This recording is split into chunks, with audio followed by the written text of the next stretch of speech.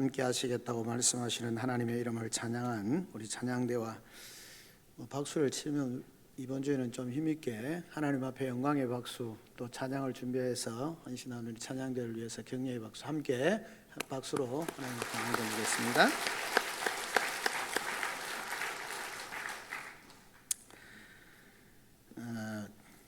우리나라 20, 30대의 세대에서 이른바 N포 세대라는 그런 신조어가 어색하지 않게 그렇게 된 것은 사실 그리 낯선 일은 아니라고 생각이 되어집니다. 사실 처음에는 3포 세대라고 그렇게 출발을 해서 좀 지나니까 5포 세대가 되어졌고 조금 더 지나면서 7포 세대가 되어졌고 그 다음에 9포 세대가 되어지고 그 뒤에는 N포 세대라고 그렇게 말합니다. 목사님이 무슨 말 하노? 이렇게 생각하실지 모르겠습니다. 여러분 3포 세대를 아세요? 들어보기는 하셨나요? 3포 세대가 뭘까요? 세 가지를 포기하는 겁니다. 젊은이들이 제일 첫 번째 뭘 포기할까요? 예? 역시 취업 이렇게 하시는데 아니고 연애를 포기합니다. 연애를 포기한다는 말은 뭘 포기한다는 말이에요? 결혼을 포기한다는 말이에요. 결혼을 포기한다는 말은 뭘 포기한다는 말이죠? 출산을 포기한다는 말이에요. 3포 세대라는 말은 연애를 포기하고 그 다음에 결혼을 포기하고 그 다음에 출산을 포기합니다. 가장 기본적인 것이라고 할 수 있죠. 좀 지나면 5포 세대가 되어집니다. 5포 세대는 그 세 가지에다가 뭘 더 할까요? 조금 전에 말씀하신 취업을 포기합니다. 취업을 포기하면 제일 먼저 뭐가 생기지 않을까요? 집이 없어집니다. 그래서 내 집을 포기하는 집 마련을 포기합니다. 이게 이제 5포 세대이고요. 여기서 좀 더 지나면 7포 세대가 됩니다. 7포 세대는 뭘까요? 그 5가지에서 이제는 인간관계를 포기합니다. 그리고 더 나아가서 하는 것이 뭐냐 하면 취미생활과 인생의 희망이 사라집니다. 그게 7포 세대입니다. 그리고 2가지를 더 보탭니다. 뭘 보탤까요? 이제는 건강을 포기하고 외모를 포기합니다. 이게 9포 세대라 그렇게 말합니다. 여러분, 이 9가지는 사실 인생의 필수 요건이라고 말할 수 있는데 그것을 스스로 포기하겠다는 자기 체념적인 선언이라고 말할 수 있습니다. 개인적으로, 가정적으로, 사회적으로, 국가적으로도 그것은 결코 긍정적인 요소와 영향력이 결코 될 수가 없는 것입니다.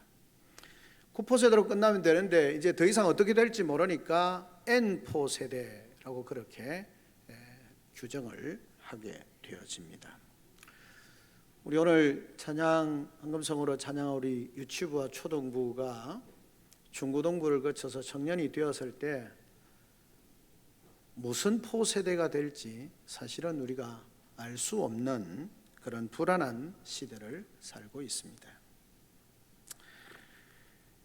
더 이상 포기할 것이 생기지 않아야 하는데 우리의 삶은 그런 미래가 아름답게 그려지지 않는 것이 사실입니다.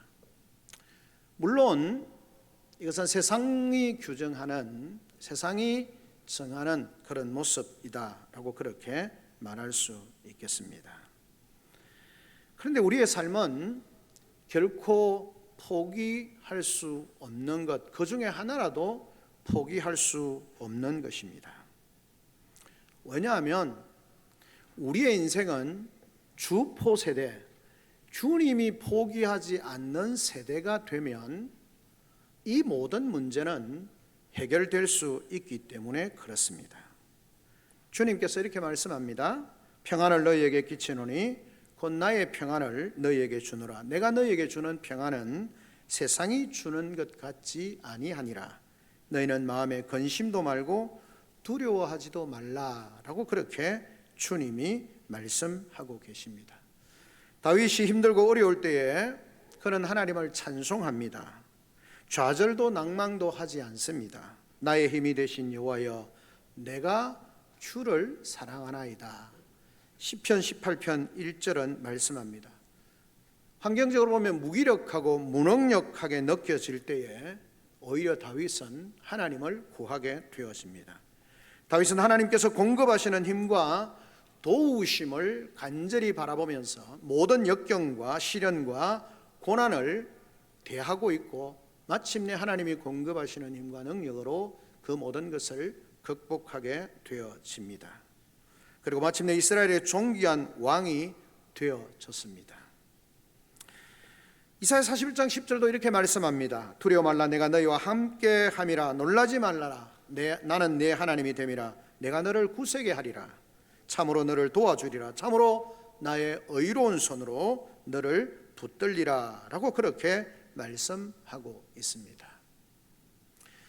포기하는 세대, N4 세대라는 말, 포기한다, 던진다, 그런 말이 아니라 우리는 일어날 기자를 써서 기세대, N기 세대, 3기 세대, 5기 세대, 7기, 9기 세대, N기 세대라고 하나님께서 어떤 형편 속에서도 일으키시는 그런 세대로 우리 자신이 세워져야 하고 우리의 자녀들을 세워가야 하는 것입니다. 성경은 세상이 말하는 데는 절망적인 포기적인 시대를 이야기하는 근거에 동의하지 않습니다. 이스라엘의 역사를 보면, 성경의 역사를 보면 이스라엘이 포기하고 절망하는 시대는 사회적으로 오늘날 N포, 3포, 4포, 5포, 6포, 7포로 말하는 사회적인 그리고 경제적인 여러 가지 어려움 때문에 일어나는 것이라고 성경이 말하고 있지 않기 때문에 그렇습니다. 이스라엘이 포기하고 어려운 상황에 직면하게 될 때는 이유가 하나입니다. 하나님의 임재를 경험하지 못하고 하나님께 의탁하지 아니하고 하나님을 신뢰하지 않을 때에, 하나님께 순종하지 않을 때에 그들은 아무리 부강한 그런 국력을 가지고 있고 경제적으로 번성한다 할지라도 그들은 마침내 절망으로, 고통으로 낭망하게 되어지는 그런 모습들을 성경이 우리에게 보여줍니다. 성경의 기준은 세상이 말하는 사회적 경제적 기준이 아니라 하나님 앞에서의 삶이 어떠냐에 따라서 결론 나진다라는 것입니다. 그런 면에 있어서 오늘 잠언이 우리에게 교훈하시는 말씀을 통해서 우리가 정말 부재의 시대가 아니라 임재의 시대를 살고, 부재의 삶이 아니라 하나님의 임재를 경험하며 사는 삶을 통해서 우리 자신이 그렇게 살고 우리의 다음 세대가 그렇게 살아서 하나님께서 하나님의 임재 가운데서 어떤 형편 상황, 국가적으로 사회적으로 경제적으로 어떤 상황 속에서도 그들의 삶을 붙잡으시고 절망 가운데 일으키시고 그들의 삶을 축복하시는 그 하나님을 기대하면서 오늘 우리에게 주시는 말씀을 잠시 나누려고 하는 것입니다. 첫째는 뭐냐 하면, 사실 말씀의 부재를 우리가 말하고 있습니다마는 사사시대를 우리가 생각해 보면 왕이 없는, 왕이 있음에도 불구하고 왕이 없는, 그리고 하나님의 말씀의 부재의 시대였습니다. 그 하나님 부재의 시대는 신앙과 윤리, 공동체와 심지어는 다음 세대까지 위기를 총체적으로 맞이하게 되어지는 그런 모습을 보게 되어지는 것입니다. 그것처럼 오늘 본문이 잠언서를 통해서 우리에게 주시는 말씀도 마찬가지입니다. 하나님의 말씀에 기초한 징계가 없고 지혜가 제대로 개성되지 않을 때에 공동체가, 다음 세대가 얼마나 위태로울 수 있는지를 우리에게 보여주고 있는 것입니다. 그러면 이 공동체가 무엇이 부재였냐? 첫째는 뭐냐 하면 징계의 부재였습니다. 징계의 부재라는 말은 부정적인 의미가 아니라 하나님의 자녀들에 대한 하나님의 지혜의 교육의 부재가 징계 없음으로 나타나게 되는 것입니다. 무슨 말입니까? 하나님의 백성들에게 하나님의 백성들이 그 자녀들을 하나님의 말씀으로 주의 교훈과 훈계로 지혜로 가르쳐야 하는데 그들이 그걸 하지 못했습니다. 그러다 보니까 어떻게 되어집니까? 오늘 본문에 나오는 것처럼 자녀들이 자기 마음대로 삽니다. 오늘 성경이 이렇게 말합니다. 채찍과 꾸지람이 지혜를 주거늘 임의로 행하게 버려둔 자식은 어미를 욕되게 하느니라. 내 자식을 징계하라. 그리하면 그가 너를 평안하게 하겠고 내 마음에 기쁨을 주리라. 징계가 왜 필요하냐라고 하는 부분을 오늘 성경은 말합니다. 징계의 필요와 유익에 대해서 말하면서 징계가 부재할 때에 어떤 일이 일어날지에 대해서 생각을 해보면 왜 징계가 필요한지를 알게 된다는 것입니다. 자, 자녀를 마음대로 하도록 내버려 두라.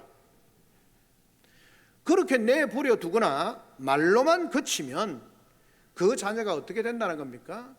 부모를 욕되게 하고 자신의 본분을 잃어버리게 되어지고 부모의 권위를 무시하게 되어지고 토라의 권위를, 하나님의 말씀의 권위를 없인 여기게 되어진다라고 그렇게 말씀하는 것입니다.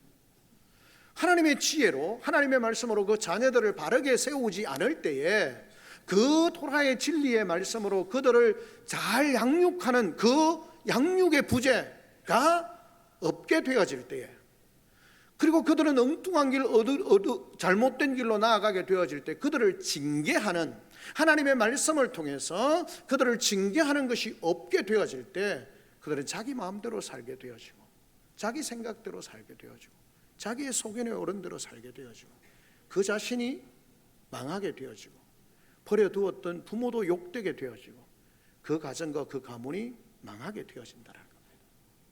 대표적인 것이 뭡니까? 사사시대를 이어서 나오는 사무엘 시대, 그 사무엘을 시작하는 그 앞에 누가 나옵니까? 엘리 제사장이 나옵니다. 엘리 대제사장이 나오는데 엘리 제사장은 제사장 가문입니다. 근데 그 아들 홈리와 비나스가 어떻게 합니까? 하나님 앞에 제사를 드리는 그 제물을 그냥 인정하지 않는 겁니다. 제사장인데도 하나님 앞에 예배를 드리고 제물을 드리는 것을 절개하지 않습니다. 그래서 하나님 앞에 드리는 것보다 자기가 먼저 먹어야 되겠다는 겁니다. 삶은 고기가 별로 맛이 없고 그래서 좀 구워 먹어야 되겠다. 그렇게 해서 하나님 앞에 제사를 드리는 그 고기를 가져다가 자기 마음대로 하려고 합니다. 안 된다고 이야기를 하니까 무슨 소리 하냐, 내가 제사장인데, 이러면서 갖고 가는 거예요. 그게 반복되어지니까 백성들 중에 소문이 별로 안 좋게 납니다. 그 소문이 안 좋은 소문이 엘리 제사장의 귀에까지 들립니다. 엘리 제사장이 어떻게 해야 되겠습니까? 불러가지고 징계를 하고 채찍하고, 그것이 얼마나 위험한 일이고 얼마나 무서운 죄악인가를 깨우치고 징계를 하고 돌이켜야 되는데 아버지가 뭘 합니까? 아들아 일로 와봐라. 야, 너 저 소문 별로 안 좋더라. 정신 차리고 좀 잘해라. 알았지? 이러고 돌려보내는 거예요. 징계를 하지 않아요. 그냥 그렇게 그냥 안 좋은 소문 나니까 좀 잘해라 이렇게 하고는 돌려보내는 거예요. 홈리 비너스가 정신을 차립니까? 아닙니다. 성전의 여인들도 건드리기도 하고 전쟁에 나가서 어떻게 합니까? 하나님의 언약궤를 자기 마음대로 가지고 나가서 대패하게 되어지고 모든 것을 잃어버리게 되어지고, 홈리와 비너스가 죽죠. 그 소식을 들은 엘리 제사장이 넘어져서 죽죠. 그 집안이 멸문지화를 당하는 겁니다. 왜 그렇습니까? 하나님의 지혜, 하나님의 말씀을 통한 교육의 부재, 그것을 통해서 징계가 없었을 때 그 백성들이, 그 자녀들이 망하게 되어질 뿐만 아니라 그 부모 세대까지 욕되게 하고 영광스럽게 하는 것이 아니라 부끄럽게 하는 그런 삶이 일어난다는 것입니다. 자녀 지혜 교육의 부재가 결국은 그 삶을 황폐하게 만드는 겁니다. 그러나 여러분, 징계를, 이 하나님의 말씀의 지혜의 보고를 계승하고 다음 세대를 지키기 위한 가장 좋은 방편이 뭐냐? 그것은 바로 하나님의 말씀으로 자녀들을 바르게 세워가는 겁니다. 사랑하는 성도 여러분, 우리 가정이, 우리 교회가 하나님의 말씀으로 자녀를 세워가는 그 지혜로 다음 세대를 교육하는 부재가 일어나지 않도록 해야 합니다. 우리 가정이 그런 가정이 되지 않도록 해야 합니다. 그러면 하나님의 임재를 통해서 하나님의 능력을 경험하고 하나님의 축복을 경험하는 겁니다. 경고일 수도 있고 도전일 수도 있습니다. 하나님의 지혜를 교육하는 일이 부재하는, 일어나지 않는, 그래서 자녀들이 자기 마음대로 살아가도 그냥 버려두는 그런 가정이 되지 않도록, 그런 삶이 되지 않도록 우리는 정신을 차려야 하는 것입니다. 여러분, 징계로 자녀에게 지혜를 가르치는 일은 결코 쉽지 않습니다. 그러나 체념하거나 방임할 수 없습니다. 서로에게 고통스럽고 고될 수 있습니다. 그러나 훗날 자녀에게는 지혜와 성숙을, 부모에게는 힘겨운 순간을 잊게 해줄 만큼 기쁨과 평안과 영예를 안겨줄 것입니다. 사랑하는 자식에게 매를 아끼지 않는 아버지처럼 하나님도 우리를 자녀로 생각하시기에 때로는 고난을 주시기도 합니다. 그러나 낙심하거나 원망해서도 안 되며 또 그것을 가볍게 여겨서도 안 되는 것입니다. 하지 말라고 한 일을 계속하면서 괜찮을 거라고 그렇게 자신을 설득하고 안위하는 영적인 어리석음이 우리 속에 없어야 합니다. 그래야 이 하나님의 자녀에 대한 지혜의 교육의 부재로 말미암는 엄청난 고통이 우리 자신에게, 우리의 자녀들에게, 우리 가정에 임하지 않는 것입니다. 둘째는 무엇입니까? 이 가정에서의 그 하나님의 자녀의 그 지혜의 교육의 부재를 넘어서 묵시의 부재를 이야기합니다. 이렇게 말씀하고 있습니다. 18절에 묵시가 없으면 백성이 방자히 행한다라고 그렇게 말씀합니다. 자녀에게 하나님의 백성으로서의 그런 교육을 가르치는 것을 넘어서 공동체에 백성의 문제로 확대를 시켜 갑니다.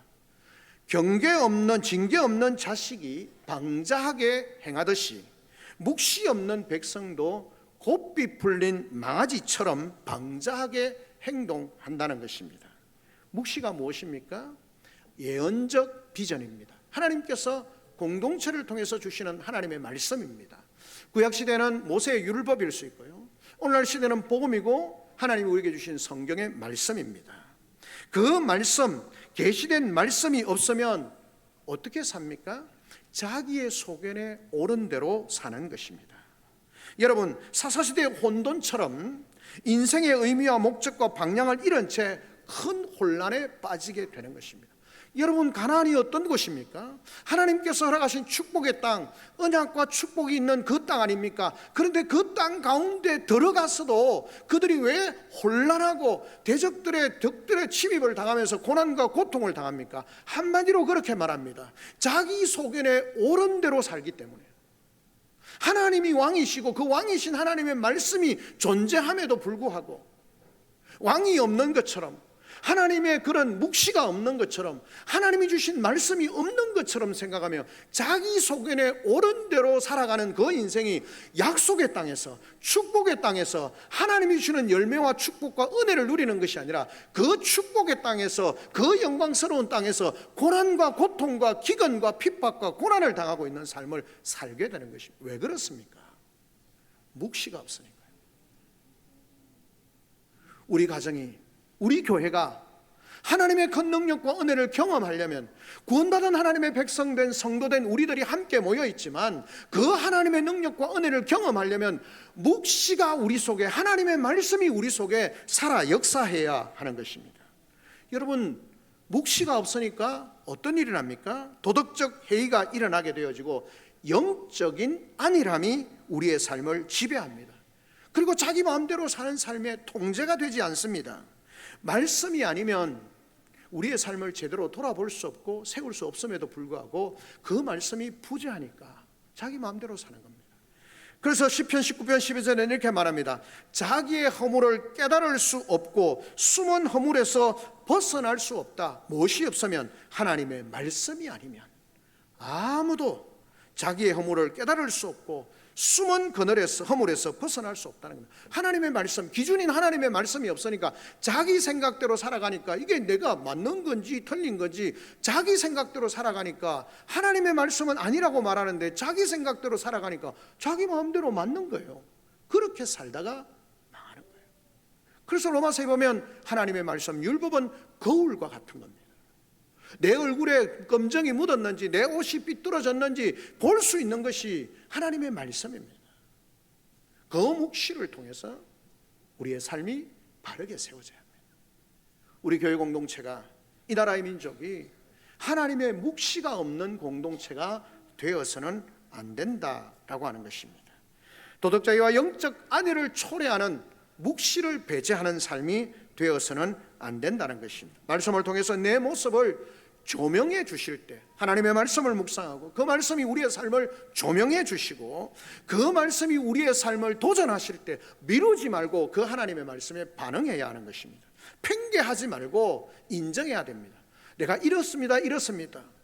하나님께서 사무엘에게 말씀하시지 않습니까? 사울에게 사무엘을 통해서 말씀하시지 않습니까? 이 짐승을 왜 데려왔습니까?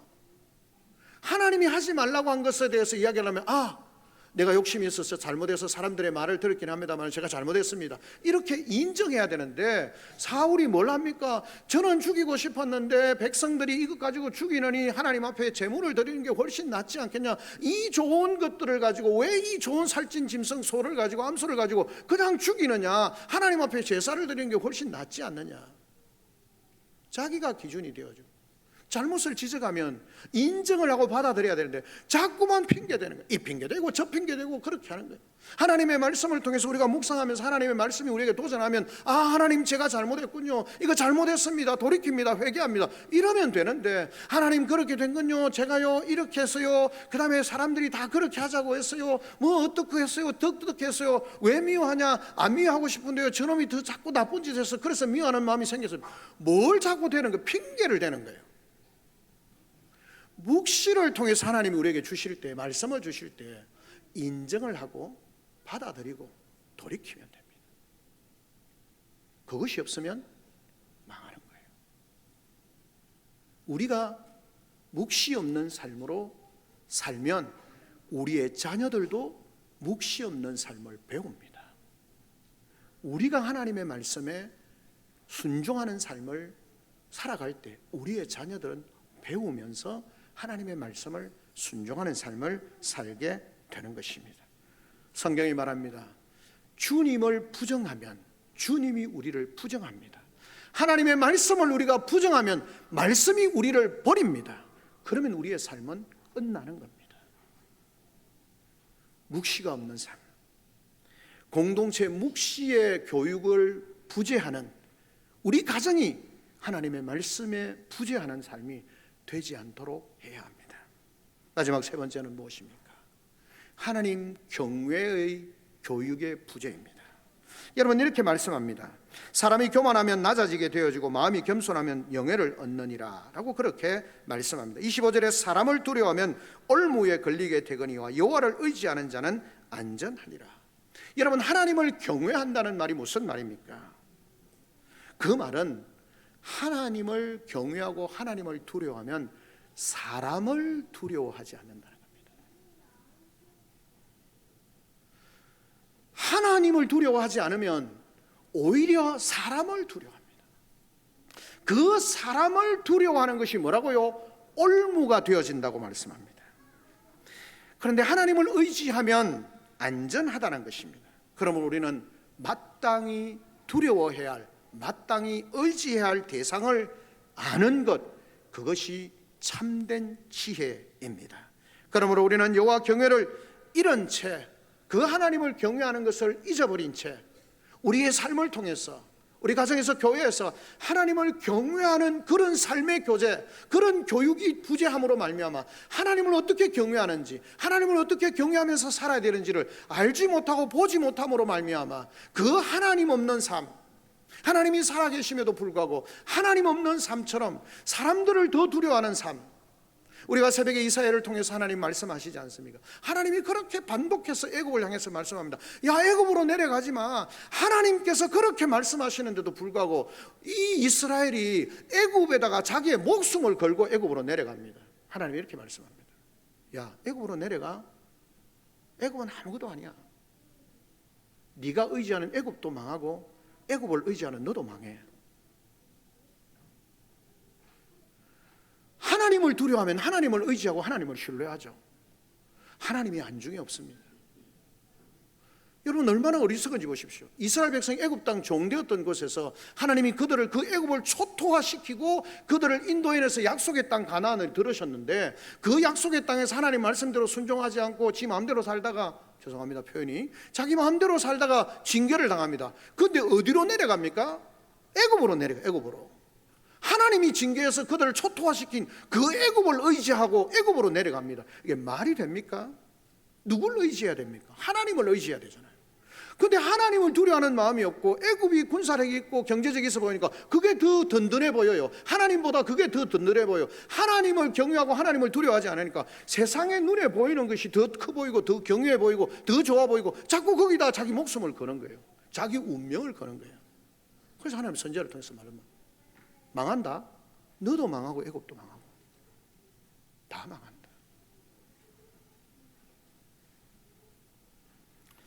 진정한 경외는 스스로 지혜롭다고 생각하는 것을 멈추고 하나님을 겸손히 바라보는 것입니다.